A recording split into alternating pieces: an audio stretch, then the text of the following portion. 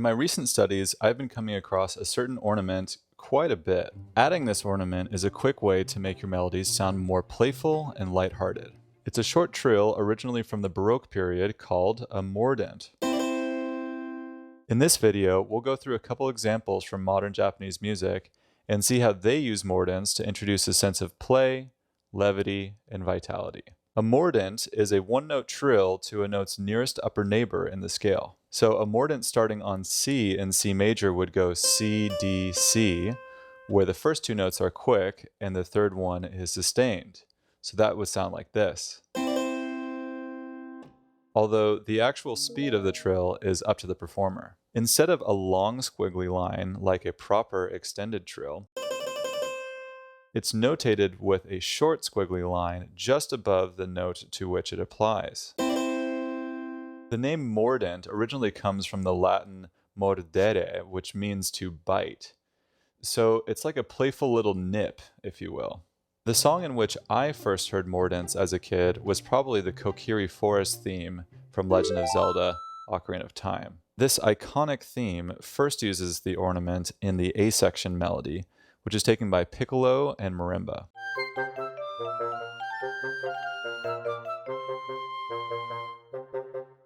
Then in the harpsichord in the B section for an extra Baroque-era sound.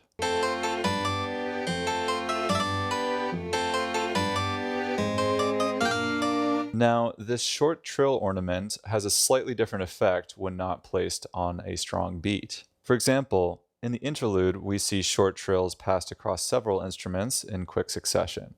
The grace note version, taken by oboe in the first phrase and clarinet in the second phrase, seems to be more about arriving on the strong beat than about embellishing it.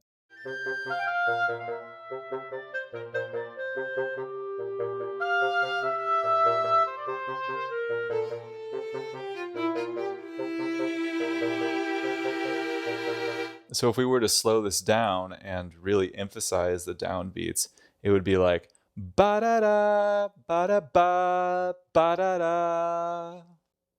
Something like that.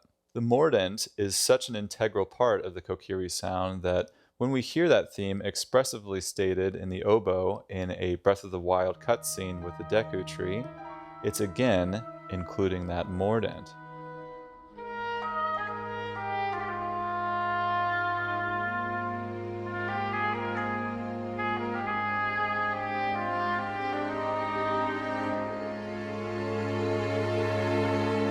Kashiwa Marumochi's Fuyu Momiji uses mordents several times, and I think this contributes to the song's sense of fluidity and playfulness.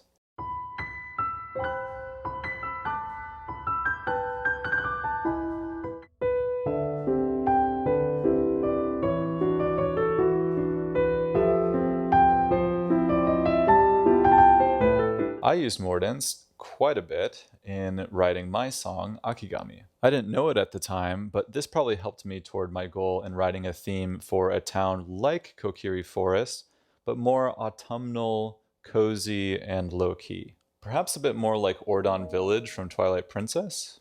I first use it in the A section.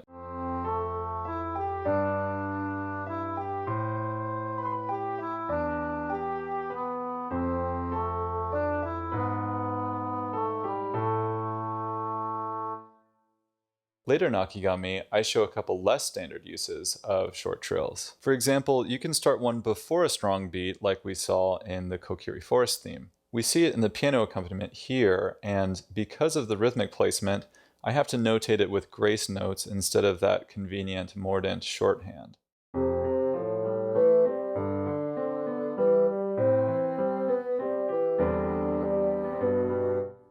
Your trill can also span an interval greater than a second, although again, you can no longer use the shorthand for it. That's what I did in this part of Akigami where the English horn takes the back half of the melody.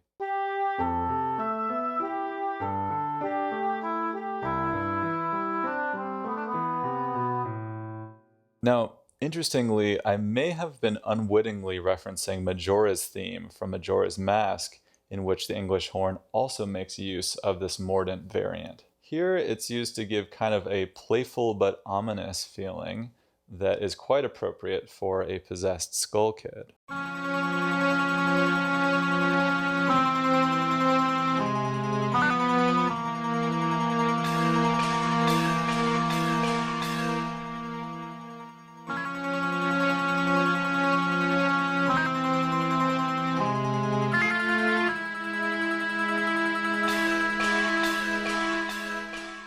Ryan Leach and I also recently wrote a hometown theme together. I also added mordents to one of the versions of that piece to give it that sense of playfulness. Like Akigami, I would say that our hometown is a little sleepier than Kokiri Forest, so we didn't use them quite as frequently.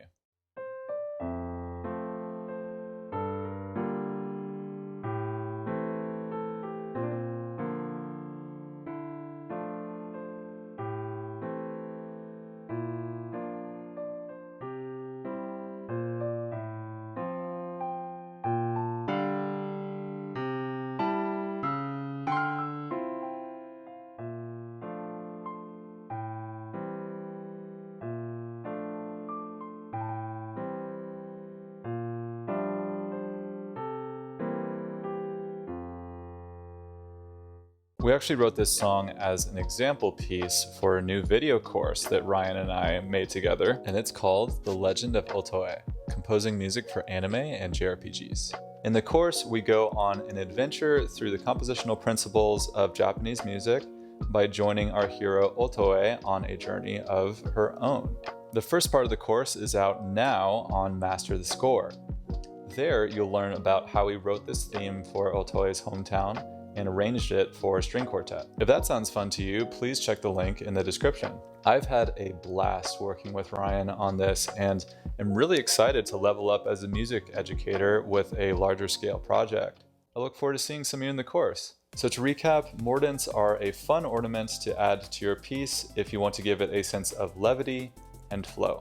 Like any ornament, I would generally recommend using them in moderation, depending on the energy level that you want to bring to the piece. These examples all technically use what's called an upper mordent, so trilling up to a neighboring note. There's also an ornament called a lower mordent, which is a short trill down to a note's nearest lower neighbor in the scale. Notated by putting a vertical line through a mordent symbol, you can use lower mordents to give them a sense of drama and stature.